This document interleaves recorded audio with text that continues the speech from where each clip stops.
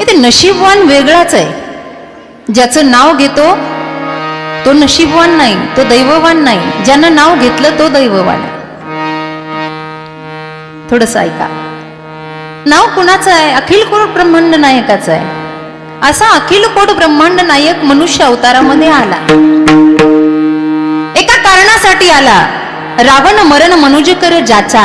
उद्या त्याचं कारण आहे.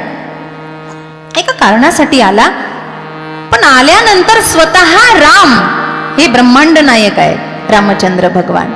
पण तुकोबर आहे त्यांनाही दैववान म्हणत नाहीये. का? कर्म घेती झोले तिथे कुणाचे न चाले.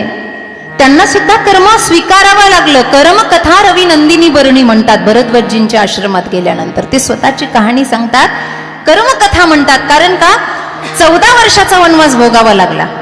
14 वर्ष नवीनच विवाह करून आले आहेत. रामचंद्रांच्या बाबतीमध्ये, प्रभू रामचंद्रांच्या बाबतीत सांग, नवीनच विवाह करून आलेत प्रभूजी. वैदेही आहे, वैदेह नगराच्या राजाची मुलगी आहे, साक्षात लक्ष्मी आहे. जनक सुता जग जननी जानकी, अतिशय प्रिय करुणा निधानकी, असं पद पाहिलंय गोस्वामी तुलसीदास. सगळ्या जगताची जननी आहे. पण तरी सुद्धा दोघांची जोडी जेव्हा अयोध्येमध्ये आली तेव्हा काही क्षणातच तापस वेस विशेष उदासी, 14 बरस राम वनवासी. माझ्या मुलाला गादी द्या, रामचंद्रांना वनवास द्या. 14 वर्षाचा वनवास मागितला. ज्याचं नाव घेतो तो 14 वर्ष वनवास भोगतोय, तो दैववान आहे का? सांगा ना. ज्याचं नाव घेतो तो 11 वर्ष 54 दिवस गोकुळामध्ये राहतोय. एवढा आनंद घेतोय, एवढा आनंद घेतोय. आणि ज्या वेळेला गड्यांनो राजागिरी झाला ही अवस्था प्राप्त होते, त्यावेळेला तोच मुंडक खाली घालून उद्धवाच्या समोर डसडस रडतोय. उद्धवा, त्यानं सांगितलं जगाचं कारण आहेस तू देवा. वेदाला तू कळलं नाही आणि तुझ्या डोळ्यात पाणी यावं काय कारण आहे? मला दुःख झालं. बघा, जे वेदाला कळत नाही त्याला दुःख झालंय म्हणे, कारण मनुष्य देहामध्ये आहे. कोण? भगवान श्रीकृष्ण. मला दुःख झालंय उद्धवा. कुणाचं? अरे काय सांगू उद्धवा, सगळे ऐश्वर्य माझ्या पायाजवळ आहे. जग मला षडगुण ऐश्वर्य संपन्न म्हणतं उद्धवा. पण काय सांगावं, माझ्या डोळ्यात पाणी फक्त माझ्या आईसाठी येतंय रे. सगळं दिसतात मला, पण माझी आई मला दिसत नाही. माझी यशोदा माय जी कान्हा कान्हा म्हणते ना, ती मला दिसत नाही रे. म्हणून देव सुद्धा रडावा. तुकोबाराय म्हणतात, जर त्याला रडावं लागत असेल तर तो दैववान कसा? पण तरी सुद्धा ज्या वेळेला निजधामाला जाण्याची गती आहे आणि त्याचं ईश्वर स्वरूप प्रगट होतं ना, त्या वेळेला गीतेसारखा ग्रंथ त्याच्या मुखारविंदातून प्रगट होतो. एवढी त्याची ताकद आहे. म्हणून तो दैववान नसेल मनुष्य अवतारामध्ये, पण त्याच्या सत्य अस्तित्वामध्ये त्याचा नामाचा आधार घेऊन मनुष्य मात्र दैववान होऊ शकतो, भाग्यवान होऊ शकतो. पण तो मनुष्य कसा असला पाहिजे? त्यानं भक्तीचं तत्व जाणलं पाहिजे. भक्तीचं तत्व जाणलं पाहिजे. तो वेडा झाला पाहिजे. वेडा, त्याला दुसरं काही कळलं नाही पाहिजे. जिकडे बघावं तिकडे भगवंताचं अस्तित्व दिसलं पाहिजे. जिकडे बघावं तिकडे. रामनवमीचा प्रसंग आहे. रामायण भागवत आपण नेहमीच ऐकता. एक छोटासा प्रसंग मला सांगायचा आहे. संपूर्ण तन मन धनानं भक्ती करावी. ज्या वेळेला हनुमानजी, रामायणाचा प्रसंग आहे, हनुमंताने 2 वेळेला दोघांना कथा सांगितली. अशोक वाटिकेमध्ये माई जानकीला आणि अयोध्येला कुमार भरताला. कथा सांगता सांगता कुमार भरतांना ज्या वेळेला ते सांगत होते तेव्हा 14 वर्षाला 1च दिवस बाकी होता. 1च दिवस बाकी होता आणि रामचंद्र लंकेचा विजय प्राप्त करून प्रभूजी येणार होते आणि हनुमंताला निरोप द्यायला पुढे पाठवलेलं होतं. त्यावेळेला हनुमानजी प्रसंग सांगत होते. काय सांगावं, यांच्या जीवनात किती किती संकट आली. खूप प्रसंग सांगत होते. लक्षपूर्वक ऐका, तुमच्या कामाची गोष्ट आहे. एवढा सुंदर प्रसंग सांगितला. हनुमंताने सांगितला, ओ पंचवटी घर सोडलं, बाप गेला प्रभूचा. राम राम कही राम कही, राम राम कही राम, तन परिहर रघुवीर विरह, राहू गए सुखधाम. बाप गेला हो, पंचवटी सोडली, जानकीचं हरण झालं आणि युद्धातून 2 पावलं प्रभूजी मागे झाले तर लक्ष्मणाला मूर्छा आली. सांगा ना त्या देवानं काय काय सहन करावं. लक्ष्मणाला मूर्छा आली हे ऐकल्याबरोबर सगळ्या स्त्रिया एकत्र झाल्या. त्यामध्ये सुमित्राजी सुद्धा होत्या आणि लक्ष्मणजींची पत्नी उर्मिला सुद्धा होती. सगळे जण होते तिथे. काय झालं काय झालं काय झालं काय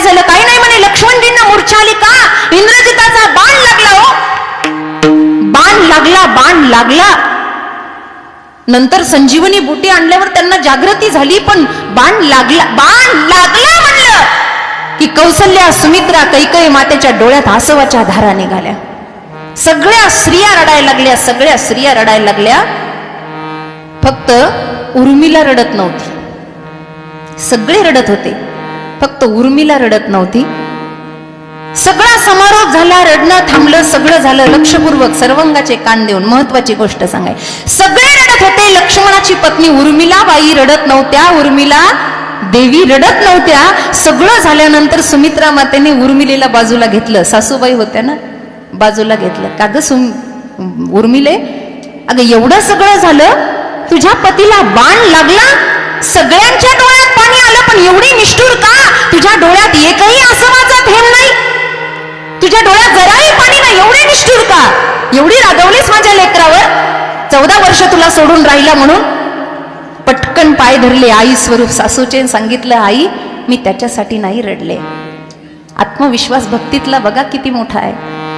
त्यांनी सांगितलं, माझ्या डोळ्याला पाणी नाही आलं आणि मला खोटं वाटलं की त्यांना बाण लागला. का? त्यांनी सांगितलं, संपूर्ण अंग रामनामाने भरलेलं असल्यावर बाण लागायला जागा तर पाहिजे ना. अरे बाबा, बाण लागायला जागा तर पाहिजे. बाण लागलाच नसेल त्यांना, त्यांनी नाटक केलं असेल. बाण लागूच शकत नाही. सांगा मला, ही भक्तीचा अंतरंग तुकोबाराय म्हणतात. हा अंतरंग जाणणारा भक्त पाहिजे. नाहीतर मग थोतांड घेऊन जगामध्ये कितीतरी लोक फिरतात ना. आम्ही या रस्त्यावर आहोत, आम्ही या मार्गावर आहोत. वेगवेगळ्या प्रकारची लोक ढोंग करतात. परमार्थ म्हणजे काय? प म्हणजे काय? आम्ही डिग्र्या घेऊन फिरतो जगतामध्ये. आम्ही आमचं सांगतो, लोकांचं सांगण्यात काही तात्पर्य नाही. हम आप बीती कहते हे औरोकणे. ह करून टिंब, भ करून टिंब, प करून टिंब. काय आहे? हरीची भक्ती प्राप्त करण्याच्या योग्यतेचा असला तर त्याला हबप म्हणतात. ज्यानं हरीची भक्ती प्राप्त केली, निळोबारायांचं स्थान आपल्यापासून दूर नाहीये. त्या काळामध्ये काय शिष्य होते आणि काय गुरु होते महाराज. कुलकर्णी घराण्यामध्ये पिंपळनेर येथे जन्म झालेले निळोबाराय, विद्वत्ता परिपूर्ण.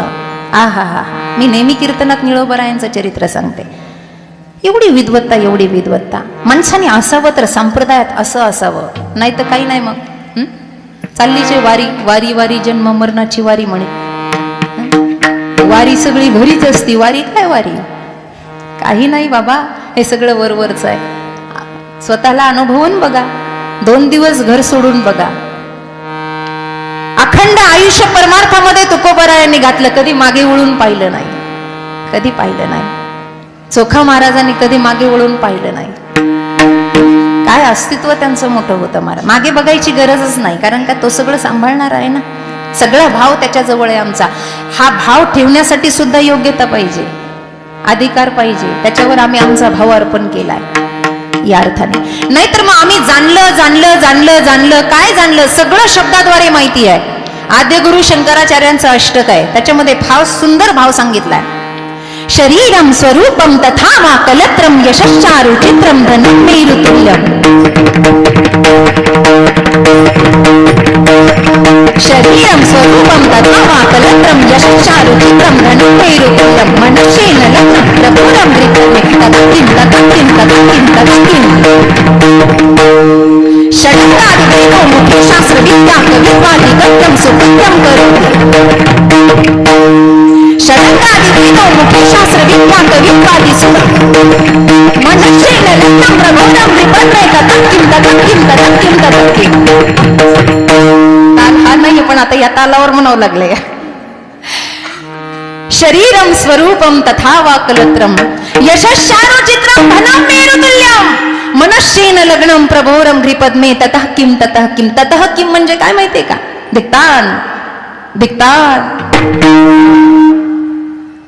धिक्कार आहे तुझ्या जीवनाचा, धिक्कार आहे. ततः किम, धिक्कार आहे. अर्थ फारच छान आहे या श्लोकाचा.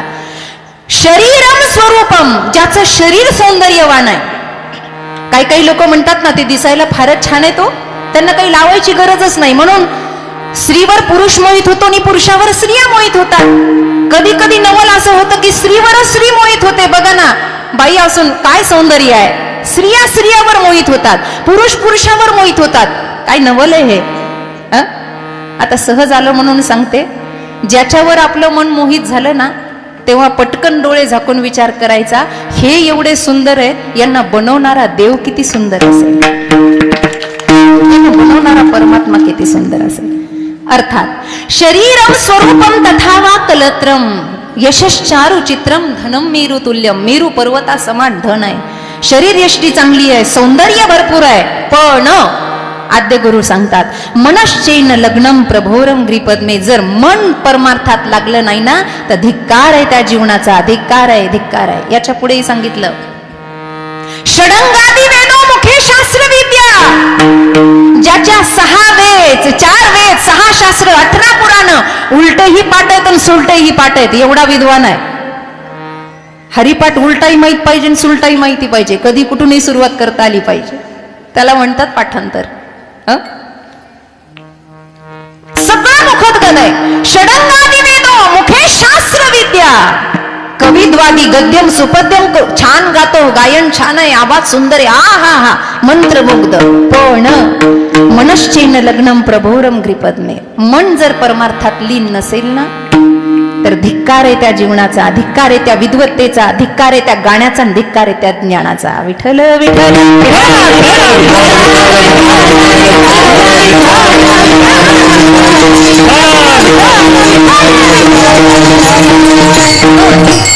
परमात्मा तत्वाजवळ हे मन लागणं फार महत्वाचं आहे. अर्थात वरवरचा शहाणपणा चालत नाही. अभंगाचं दुसरं चरण. अनिक नो हे माझ्या मना, अनिक नो हे माझ्या मना, अनिक नो हे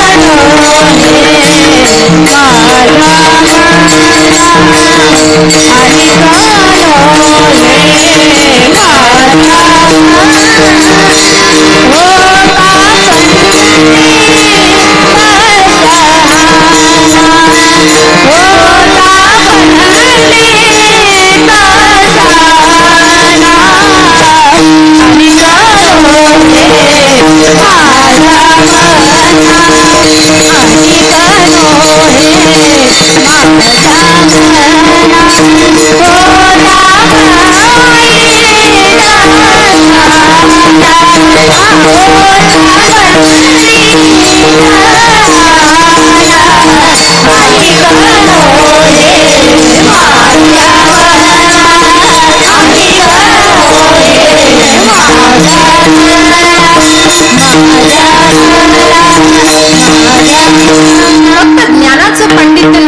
त्याला पंडा म्हणतात. पंडा पांडित्य असं असावं, त्याच्याबरोबर वैराग्यही असावं, भक्तीची जोड असावी, त्याला महान विद्वत रत्न पंडित म्हणतात. नाहीतर मग पंडे वेगळे, पंडे फक्त असतात, ते फक्त जाणतात. मला सांगा, अग्नी, अग्नी हा शब्द आहे, पाटीवर काढला आपण अग्नी. अग्नी काढायला सोपा आहे, थोडासा अवघड आहे. अग्नी काढला ना, डोळ्यासमोर अग्नी हा शब्द आणा. अग्नी हा शब्द लिहिणं सोपं आहे का अग्नीमध्ये उभं राहणं सोपं आहे? बेगार वाटतंय. त्यात उन्हाळ्याचे दिवस पुन्हा, आ हा हा बेकार थंडी. बरोबर आहे ना? शिवराग पद्धत मध्ये हसतच नाही, ठरवूनच आले तर हसायचं नाही. म्हणजे क्या करू मेरी सुरती ऐसी आहे. असो, अग्नी लिहिणं सोपं आहे, अग्नीवर PhD करणं सोपं आहे, अग्नीत उभं राहणं कठीण आहे. संत म्हणजे अग्नीत उभं राहणं आणि पंडित म्हणजे अग्नी लिहिणं. आतून झरा ज्याच्या फुटतो ना, त्याला संत असं म्हणतात. आतून झरा. म्हणून आपल्या घरात पिंपामध्ये पाणी साठवलं जातं. पाणी साठवण्याचे पिंप असतात, टाके असतात ना, असतात की नाही?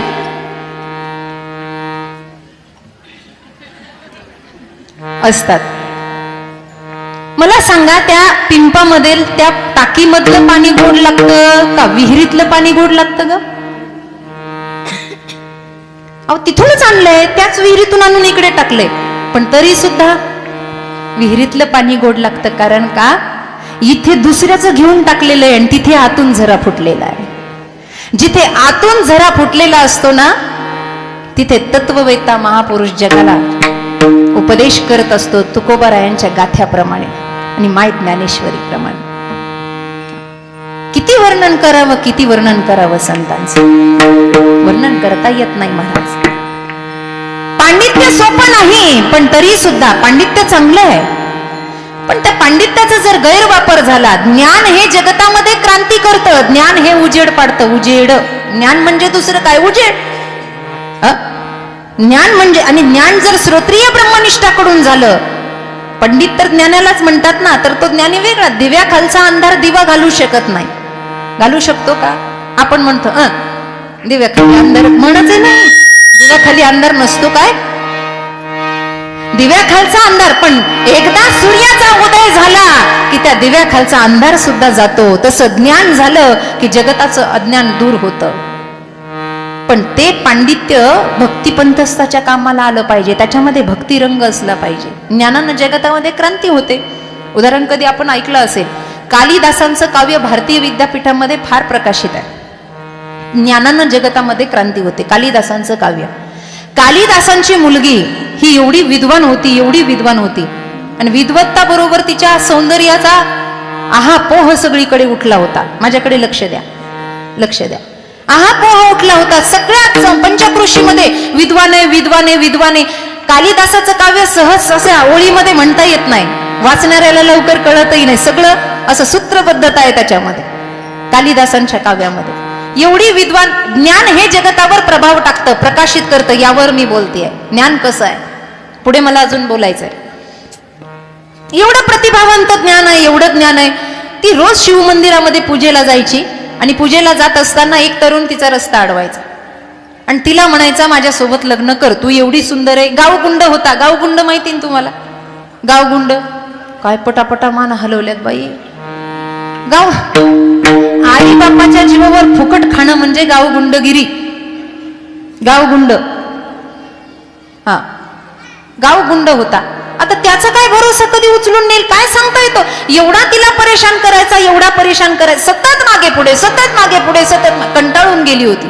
तरी तिनं पित्याला सांगितलं नव्हतं, स्वतः तिच्या सामर्थ्य होतं. एक दिवस ती मंदिरातून बाहेर येत असताना त्यानं तिचा हातच धरला आणि सांगितलं, उद्या जर मला तू उत्तर दिलं नाही की माझ्यासोबत लग्न करते की नाही, तर तुला उचलून घेऊन जाईल. तिच्या एकदम घाबरली ती. आता गावगुंड आहे, काही करू शकतो. एकदम घाबरली महाराज.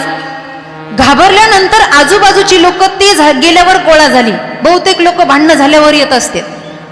बहुतेक लोक, आम्ही असतो तर होऊच दिले नसते, आम्ही तेच केलं असतं, त्याची काय टाप होती, आमच्या समोर भांडणं करायची, गप बस, तू असल्यावर जास्त लागले असते, असं म्हणत गेल्यावर काही काही लोक येत असते. सगळी लोक गोळा झाली. म्हणले, बाई किती दिवस सहन करतेस बाळा, एक तर बापाला सांग, नाही तर त्याला उत्तर दे. तिच्या डोक्यातच बसलं महाराज. आता पूर्वीचा काळ होता, पूर्वी शब्दामध्ये तशी ताकद होती, कारण साधना होती. म्हणून आमचे स्वामीजी नेहमी सांगायचे, कीर्तनकारांनी आधी साधना करावी, मग लोकांना सांगावं. नाही तर उठले की पळ कीर्तनाला, पळ कीर्तनाला, उठले की पळ कीर्तनाला. आपलीच बॅटरी चार्जिंग नाही, लोकांना आकलीचे ढोस काय पाजावे. थोडी तरी आपली तरी चार्जिंग पाहिजे ना बाबा. बंद करून आम्ही बी राम राम राम राम केलं पाहिजे, तर तुम्हाला देता येईल, आणि तर त्याचा जगावर प्रभाव पडत असतो. नाही तर हे फुकटचे बोल असे वाया जातात, वाया जातात. रात्रभर जागीन शिवाची तिनं आराधना केली. याला उत्तरच द्यायचं म्हणली उद्या. तत्ववेत्ता होती महाराज. दुसऱ्या दिवशी ताट भरून शिव मंदिरामध्ये गेली. हा बाहेरच पोरं घेऊन उभा. तेव्हा बी ते प्रकरण होतं तुमच्यासाठी काही पणच. ते प्रकरण तेव्हा पण होतं. बाहेर यायची वाटच. ती बाहेर आली, लगेच चौकातली लोक, तमाशा पाहायला लोक लवकर गोळा होतात लोकांचा. सगळं अशी गर्दी जमा झाला. सगळे, ती मध्ये, तो मुलगा मध्ये, सगळे जमा झाले, सगळे एकत्र झाले, आणि ती त्याला बोलायला लागली. लोक म्हणले, बोल बोल, घाबरू नको, आम्ही आहेत, बोल म्हणले, बोल. तो ऐकत होता, कमरेवर हात ठेवून ती लागली बोलायला. तिनं ज्योतिषशास्त्रातून त्याला उत्तर दिलं. विद्वान होती ती. ज्ञान हे क्रांती करतं, ज्ञान हे प्रकाश टाकतं, ज्ञान हे उजळा देतं, ज्ञान इतकं चांगलं आहे. तिनं त्याला उत्तर द्यायला सुरुवात केली. आता लय हुशार लोक तुम्ही माझ्या समोर बसलेले आहे. ती त्याला बोलायला लागली, ए दुसऱ्या, तिसऱ्याची अपेक्षा करतो काय? मी 5ची 6वी आहे. तू 9 जरी दिलं आणि 11वं डोक्यावर घेतलं तरी तुझ्या हाताला लागणार नाही. जाऊ दे मग, कशाला सांगायचं? सांगू सांगू का? सांगू नको? जोरात म्हणल्याशिवाय नाही सांगणार. सांगू सांगू? हं दम नाही आवाजात. आ सांगू? त्याच्यासाठीच आले सांगायला. मी काय बसायला आले काय? आज सांगणारच आहे ना बाबा. ए दुसऱ्या, तिसऱ्याची अपेक्षा करतो मी. 5ची 6वी आहे. तू 9 जरी दिलं ना 11वं डोक्यावर घेतलं तरी तुझ्या हाताला लागणार नाही. नोटेड पॉइंट, लिहून घ्या, कामाची गोष्ट आहे. ती म्हणलं ही दुसऱ्या आणि तिसऱ्या आणि चौथ्या आणि 5व्या आणि 6व्या काय बे एक बेन बे दोन्ही चार. जे विद्वान होते त्यांनी टाळ्या वाजल्या. तिथे विद्वानांनी टाळ्या वाजल्या. तिथे टाळ्या वाजल्या. अरे देवा, लेटच करंट आहे ना काय. तिथे टाळ्या लूज कोणते वाजल्या पण कमी वाजल्या, समजच ना तुम्हाला काय आहे. एवढ्या टाळ्या वाजल्या तिथे विद्वानांच्या. ते म्हणले वा क्या बात आहे. म्हणले पोरीने काय नाक म्हणलं. म्हणले बापाचं, पोरगी म्हणजे बापाचं नाक असते. काय कालिदासाचं नाव काढलंय. म्हणले अरे दुसऱ्या, तिसऱ्याची अपेक्षा करतो मी. 5ची 6वी 9वी जर 9 जरी दिलं ना 11वं डोक्यावर घेतलं तरी तुझ्या हाताला लागणार नाही. विद्वान लोक एवढे खुश झाले. ते तर असं बघायला लागलं जसे तुम्ही पाहतात ना, ते तसं पाहत होतं तिच्या तोंडाकडे. काय बोलत ते काही कळच ना. मग ते विद्वान म्हणले बाई याला जरा मराठीत सांग. ती म्हणली तुला ज्योतिष माहिती का? ए येड्या, ए दुसऱ्या, ज्योतिष माहितीये का तुला? ज्योतिषामध्ये 12 राशी, 12 राशी, 12 राशी माहितीये ना. ये दुसऱ्या म्हणजे ज्योतिषातल्या 12 राशीपैकी दुसरी रास कोणती आहे? वृषभ. आणि वृषभ म्हणजे काय? मी कशाला म्हणू भाऊ. म्हणजे ती त्याला काय म्हणली? ए दुसऱ्या म्हणजे काय? असा. ए वृषभा, ए दुसऱ्या, तिसऱ्याची अपेक्षा करतो तू. माझ्याकडे वाईट नजरेनं पाहतो. मी 5ची 6वी आहे. 5वी रास आहे सिंह, 6वी रास आहे कन्या. मी सिंहाची कन्या आहे. तू 9 जरी दिलं, 9वी रास आहे धनु म्हणजे धन. तू धन जरी दिलं आणि 11वं डोक्यावर जरी घेतलं, 11वी रास आहे कुंभ म्हणजे पाण्याचा घडा भरून रोज माझ्या घरी पाणी जरी भरलं तरी तुझ्या हाताला लागणार नाही अशी मी आहे. अरे दुसऱ्या, तिसऱ्याची अपेक्षा करतो मी. 5ची 6वी आहे. 9 जरी दिलं ना 11वं डोक्यावर जरी घेतलं तरी तुझ्या हाताला लागणार नाही. ते साष्टांग पायावरच पडलं. ते म्हणलं बाई काही संसार बिंसार करू नको. अशा भाषेत बोलायला लागलीस म्हणल्यावर लग्न कधी करणार आणि संसार कधी करणार? तू माझा गुरु, मी तुझा चेला. तात्पर्य काय? ज्ञानामध्ये क्रांती आहे, ज्ञानामध्ये ताकद आहे. पण ते ज्ञान जर अभिमानाच्या अधीन गेलं, सगळा नाश झाला, पतन झालं. मग त्याच्या मनाचे शहाणपणा सुरू होतात. तुकोबर आहे तेच म्हणतात, हो का पंडित शहाणा. ज्ञान आहे पण शहाणपण एवढं आहे की ते शहाणपण भक्ती पंथस्थामध्ये लावताच येत नाही. शहाणपणामध्ये 2-3 प्रकार आहे. एक येड शहाणं, एक मध्यम शहाणं आणि एक अति शहाणं. एक येड शहाणं सांगितल्याशिवाय काम करीत नाही. त्याला सांगावं लागतं पाणी आण, चहा आण, बशी उचल, घरात नेऊन ठेव. शहाण्यातलं येड. मध्यम शहाणं थोडंफार मनानं करतं. अति शहाणं, एक जणाच्या घरामध्ये म्हातारी खोकलत होती. बापांना सांगितलं 10 रुपये घे बाटली आण खोकल्याची. तो म्हणला अजून पैसे द्या. बापाला वाटलं कमी या, मला मेडिकलचं काय ज्ञान आहे. त्यानं 100 रुपये दिले. म्हणलं अजून द्या. 500 रुपये दिले. पैसे घेऊन हे गेलं. मेडिकल मधून खोकल्याची बाटली तर आणलीच, पण कपड्याच्या दुकानावरून 2.5 मीटर पांढरं कपड घेऊन आलो. अति शहाणं. बाप म्हणला काय भानगड आहे. तो म्हणला खोकला नाही राहिला तर पांढरा कपडा कामाला येईल. आता तर कळलं ना. असे शहाणे असतात. हे शहाणे नाही ना हो भक्तीमध्ये कामाचे. हे शहाणपण नाही ना कामाचं. मग त्या शहाणपणामध्ये अंतरंग करायचा असेल तर सोपी साधना अभंगाच्या 3ऱ्या चरणाचा. नाम रूपी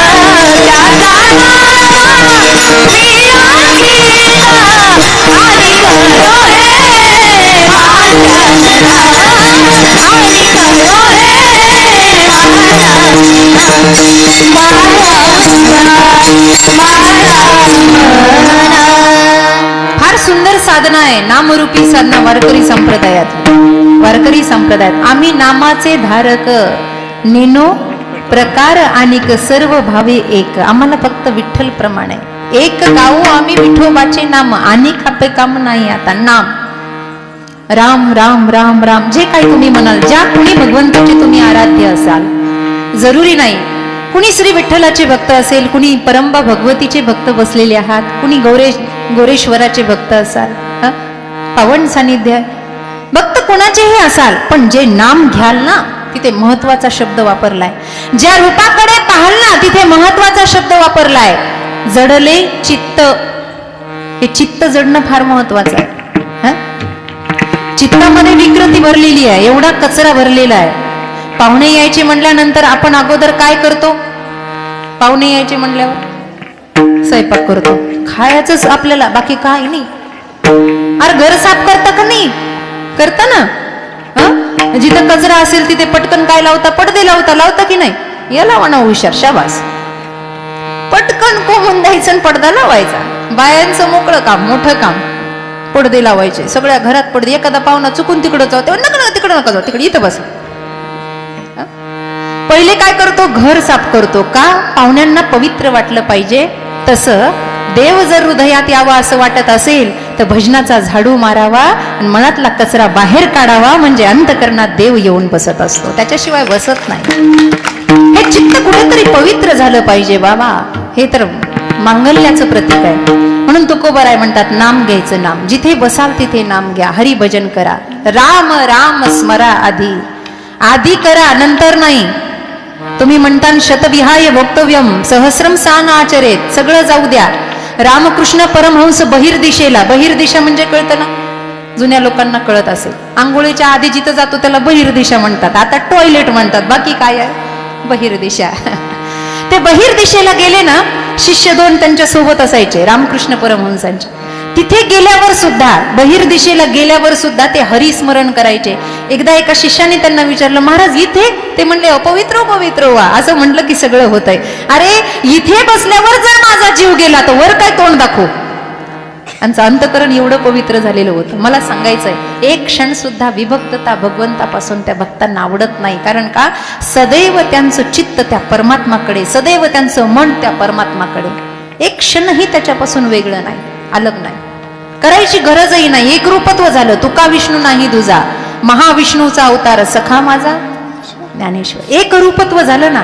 आणि ते एक रूपत्व आपल्या ठाई व्हावं म्हणून तर अखंड हरिनाम सप्ताह. बाकी कशासाठी आहे? 48 वर्ष झाले अजून स्वप्नात येईना देव. आला का? नाही म्हणता खुशाल. एकीच्या तरी यावा ना. काळा आहे का गोरा आहे? खरंच 48 वर्ष झाले. आम्ही सकाळपासून संध्याकाळपर्यंत ती साधना करतो, अखंड नामचिंतन करतो. पण आमच्या ध्याना मनात संसारच बसलेला असल्यावर तो ध्यानात येईल कसा? स्वप्नात येईल कसा? जागृत सुषुप्त अवस्थेत सुद्धा आम्हाला संसाराचं भान, संसाराची आसक्ती आहे. स्वप्नात देव येईल कसा? तुकोबराय म्हणतात मन त्याला देऊन टाकायचं. बघा मन खूप चंचल आहे, लक्ष द्या माझ्याकडे. मन चंचलाचा पाया सकाळे कानल गेलेला, सकाळे कानल गेलेला, सकाळे कानल गेलेला. मन चंचलाचा पाया सकाळे कानल गेलेला, सकाळे कानल गेलेला, सकाळे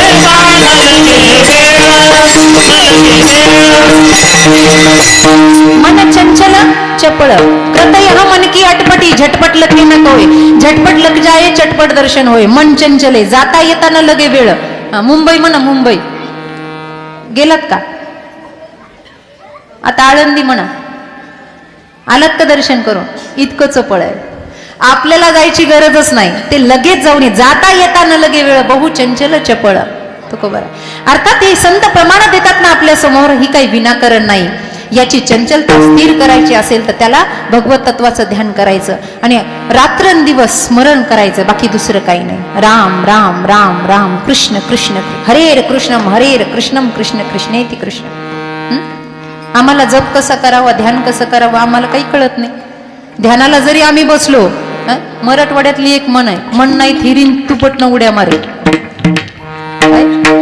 म्हण नाही थिरीन दुपटनं उड्या मारे ज्याला कळलं त्याला कळलं असेल जुन्या काळातली म्हण आहे मन स्थिर नाही दुपट्ट्याला दोष देऊन काही उपयोग नाही याचा अर्थ काय आहे थोडी विक्षिप्तता बंद करा नाही तर मला जय विठ्ठल घ्यायला शांत बसा थोडा वेळच सुरू राहणार आहे इकडे का संपू 9 वाजलेत करायचं बंद मला काय नाही मागणं पुढं चल तडातड तुमचा विचार करा मला काय मी 11 वाजेपर्यंत केलं घ्यायचं का जय विठ्ठल बापू काका चालू राहू देऊ मग चुळबुळ बंद करायला लाव विठ्ठल विठ्ठल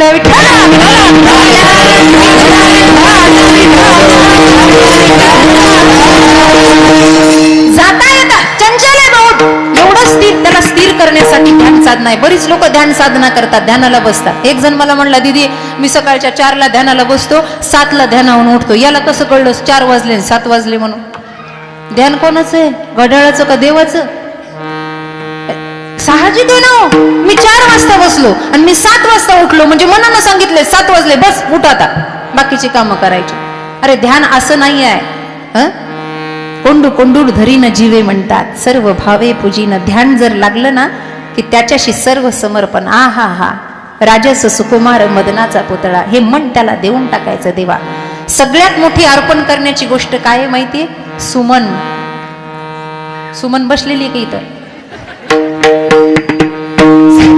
सुमन म्हणजे फूल आणि सुमन म्हणजे चांगलं मन देवाला जर काही अर्पण करायचंय ना तर फक्त मन अर्पण करा बाकी त्याला काहीच लागत नाही फक्त मन अर्पण करा ये मन बड़ा चंचल है जितना इसे समझाए जितना इसे समझाए ये उतना ही मचल जाए फार चंचल चपळ आहे पण त्याला जर मनच देऊन टाकलं ना मग काही चिंता करायचं कामच नाही मला हे मनच त्याला देऊन टाक पांडवांचं मनच त्याला अर्पित होतं कृष्ण कृष्ण कृष्ण कृष्ण संपूर्ण महलामध्ये हस्तिनापूरच्या भगवंत फिरून आले अरे मी इथंच कोण मला आवाज देतोय कृष्ण कृष्ण कृष्ण कृष्ण सगळा महल पायाखाली घातला सगळ्यांच्या जवळून फिरून आले अहो अर्जुनाच्या सुद्धा जवळून देव गेले पण कळालं नाही शेवटी एका जाग्यावर स्थिर झाले डोळे बंद केले तेव्हा देवाला कळालं अर्जुन जरी झोपलेला आहे ना पण अर्जुनाचा रोम रोम कृष्ण कृष्ण म्हणतोय म्हणून द्वारकेचा राणा पांडवा घरी नामरूपी जडले चित्त त्याचा दास मी अंकित तुकोबराय म्हणतात देवदास होतो संत दास होतात फक्त हे मन हे चित्त त्याच्याशी जोडलेलं असावं म्हणून संप्रदायाच्या नियमाप्रमाणे एकदा भजन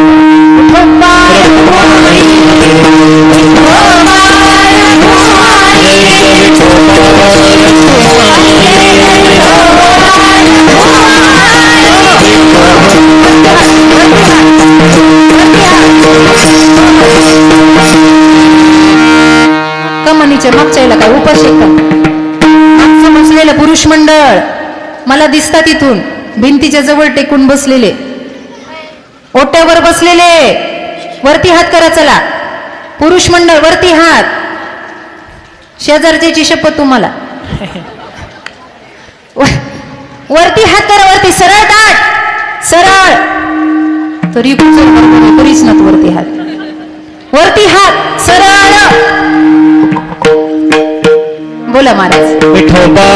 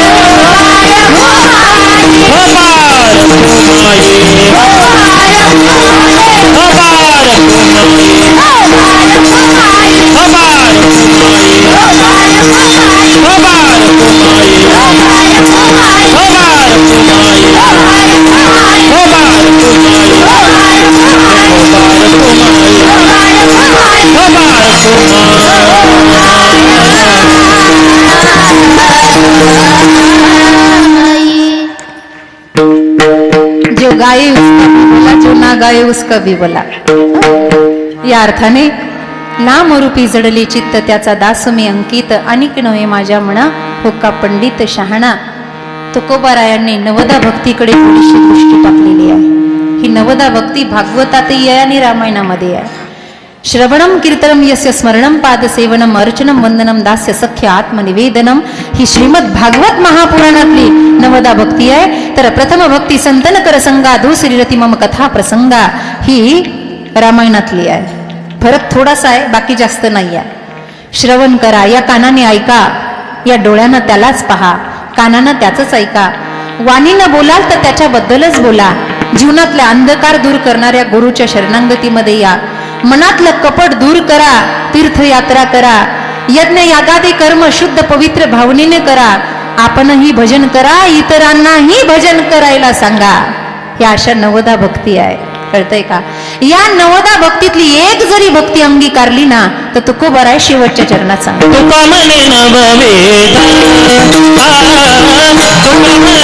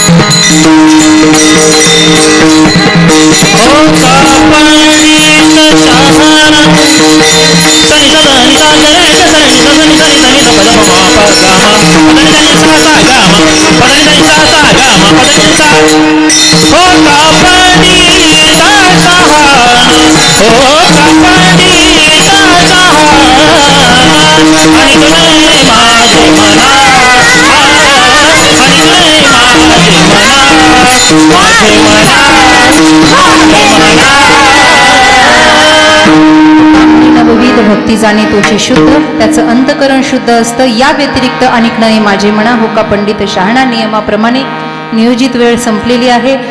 यथामती यथा अवकाश. स्वामी सागरानंद सरस्वती महाराज परिहंस परिव्रजकाचार्य, ज्यांचं 102 वर्ष वय होऊन आत्ता दिवाळीमध्ये माझ्या सद्गुरू महाराजांनी देह ठेवला.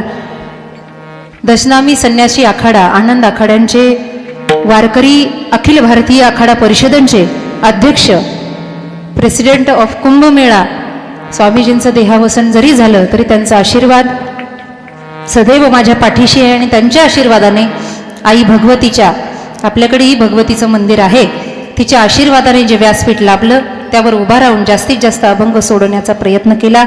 माझ्या या सर्व मैत्रिणी, मृदंग आचार्य, सगळ्याच जणी या सोनाली दिदींच्या शिष्या, या सर्वांच्या साथीनं आमचे दादा भरतरी दादा, आपण सर्व माईबाप सर्वांच्या उपस्थितीमध्ये आपले आशीर्वाद लाभले म्हणून कीर्तनाचं मनोगत मला तुमच्या समोर मांडता आलं.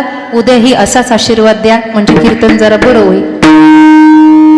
ज्ञानेश्वर